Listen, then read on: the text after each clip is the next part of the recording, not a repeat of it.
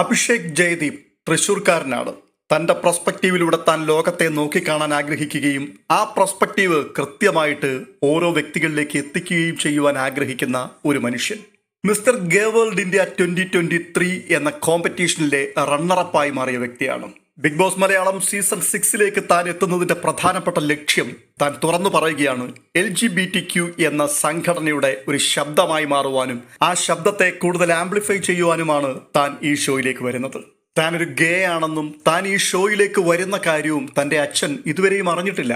ഈ ഷോയിലൂടെ തന്നെയും തൻ്റെ ഐഡന്റിറ്റിയെയും തൻ്റെ അച്ഛൻ അക്സെപ്റ്റ് ചെയ്യും എന്ന് താൻ വിശ്വസിക്കുന്നു. മലയാളം ബിഗ് ബോസിന്റെ എല്ലാ സീസണുകളും കൃത്യമായി ഫോളോ ചെയ്തിട്ടുള്ള ഒരു വ്യക്തിയാണ് താൻ. വൈൽഡ് കാർഡായിട്ട് താൻ ഈ പ്രാവശ്യം സീസൺ 6 പ്രവേശിക്കുമ്പോൾ വലിയ ലക്ഷ്യത്തോടു കൂടി തന്നെയാണ് എത്തുന്നത്. തന്റെ കാഴ്ചപ്പാടിൽ ബിഗ് ബോസ് മലയാളം സീസൺ 6 ഇപ്പോൾ ഒരു ദിശയിലേക്ക് മാത്രമാണ് പോയിക്കൊണ്ടിരിക്കുന്നത്. അതിനെ ബ്രേക്ക് ചെയ്തിട്ട് ഒരു വേർഷൻ 3.0 കൊണ്ടുവരുവാനാണ് താൻ ആഗ്രഹിക്കുന്നത്. ബാക്കിയൊക്കെ ഹൗസിനുള്ളിൽ കാണാം എന്നുള്ള ഉറപ്പും പ്രേക്ഷകർക്ക് താൻ നൽകുകയാണ്. വളരെ ആകർഷകമായ വ്യക്തിത്വത്തിന്റെ ഉടമ, വളരെ മനോഹരമായി സംസാരിക്കുന്ന ഒരു വ്യക്തി. ആദ്യത്തെ സംസാരത്തിൽ തന്നെ ഏത് മനുഷ്യനെയും പിടിച്ചെടുക്കുവാൻ കഴിവുള്ള ഒരു വ്യക്തി വൈഭവം, അത്തരത്തിലുള്ളൊരു വൈബ് നമുക്ക് അഭിഷേക് ജയദീപിൽ നിന്നും ലഭിക്കുന്നുണ്ട്. വീട്ടിലറിയാതെയാണോ ഇവിടേക്ക് വന്നത് എന്നുള്ള ചോദ്യത്തിന് അദ്ദേഹത്തിന്റെ മറുപടി, അമ്മയ്ക്കറിയാം, അമ്മ ഫുൾ സപ്പോർട്ടീവാണ്, പക്ഷേ അച്ഛനോട് ഞാൻ പറഞ്ഞിട്ടില്ല. ഫാദറുമായിട്ട് കുടുംബപരമായിട്ടുള്ള കുറെ പ്രശ്നങ്ങളൊക്കെയുണ്ട്, അത്ര രസത്തിലല്ല. ലൈഫ് സ്റ്റോറി പറയുന്ന സമയത്ത് അതെല്ലാം തുറന്നു പറയാം. എൻ്റെ ഐഡന്റിറ്റി എന്താണ് എന്നുള്ളത് ഇപ്പോഴും എൻ്റെ അച്ഛൻ അറിയില്ല. ലാലേട്ടൻ ചോദിക്കുകയാണ്, വ്യക്തമായിട്ടുള്ള പ്ലാനുകളോടുകൂടി തന്നെയാണോ ഇതിനകത്തേക്ക് വന്നിരിക്കുന്നത്? അതേ ലാലേട്ട, വ്യക്തമായ പദ്ധതികളോട് കൂടിയാണ്. ആഴ്ച 3 പിന്നിട്ടു, ഇപ്പോഴും അതിനകത്ത് സേഫ് ഗെയിം കളിക്കുന്ന ആൾക്കാരുണ്ട്. അവരെ കളിക്കകത്തേക്ക് ഇറക്കണം എന്ന് ഞാൻ ആഗ്രഹിക്കുന്നുണ്ട്. ഏതു വ്യക്തിയെ എങ്ങനെ ട്രിഗർ ചെയ്യാം എന്നുള്ളതിനെക്കുറിച്ച് എനിക്ക് വ്യക്തമായ ധാരണയുമുണ്ട്. അത് ഞാൻ ചെയ്യും. വളരെയധികം കോൺഫിഡൻസോടുകൂടി തന്നെയാണോ പോകുന്നത്? അതെ, തീർച്ചയായും ലാലേട്ട, ഇതുപോലൊരു അവസരം എനിക്കിനി എൻ്റെ ലൈഫിൽ കിട്ടുവാനില്ല. അതുകൊണ്ട് തന്നെ ഇതിൽ ഒരു 100 അല്ല 200% കൊടുക്കുവാനാണ് ഞാൻ ആഗ്രഹിക്കുന്നത്.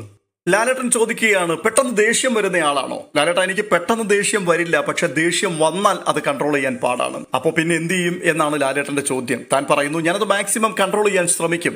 അപ്പോൾ ലാലേട്ടൻ വീണ്ടും പറയുക, മാക്സിമം എന്നൊരു പരിപാടി ഇല്ല, കൺട്രോൾ ചെയ്തേ പറ്റൂ.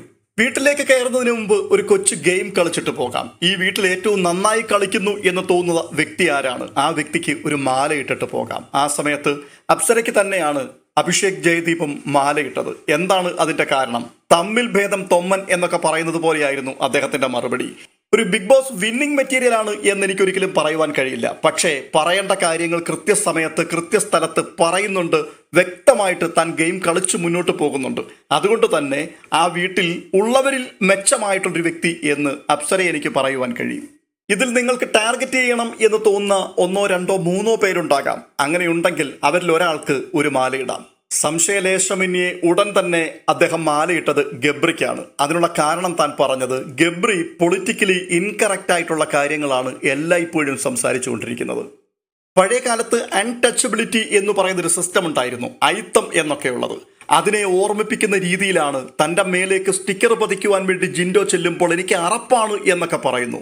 അത് തീരെ അക്സെപ്റ്റ് ചെയ്യാൻ കഴിയാത്തൊരു കാര്യമാണ്. മാത്രവുമല്ല, വഴക്കൊക്കെ നടക്കുന്ന സമയത്ത് ആണുങ്ങളെ പോലെ സംസാരിക്കടാ, ആണുങ്ങളെ പോലെ മുഖത്ത് നോക്കി സംസാരിക്കടാ എന്നൊക്കെ പറയുന്നുണ്ട്. അപ്പോൾ പെണ്ണുങ്ങൾ മുഖത്ത് നോക്കിയല്ലേ സംസാരിക്കുന്നത്? അത്തരത്തിൽ കുറെ അധികം പൊളിറ്റിക്കൽ ഇൻകറക്റ്റ് ആയിട്ടുള്ള വേർഡ്സുകൾ യൂസ് ചെയ്യുന്നത് കൊണ്ടും മാത്രമല്ല ജാസ്മിന്റെ പിൻപിൽ നിന്ന് കളിക്കുന്നത് കൊണ്ടും ഞാൻ അയാളെ ടാർഗറ്റ് ചെയ്യുകയാണ്. അടുത്ത മാലയിട്ടത് ജാൻമണിക്കായിരുന്നു. അക്ഷരാർത്ഥത്തിൽ ഞാൻ ഞെട്ടിപ്പോവുകയായിരുന്നു. കാരണം ട്രാൻസ്ജെൻഡർ കമ്മ്യൂണിറ്റി, LGBTQ എന്ന കമ്മ്യൂണിറ്റിയെ പ്രതിനിധീകരിച്ചു വന്ന ഒരു വ്യക്തിയാണ്. അതേ പ്രതിനിധാനം തന്നെയാണ് അഭിഷേക് ജയദീപും ഇപ്പോൾ നടത്തിയിരിക്കുന്നത്.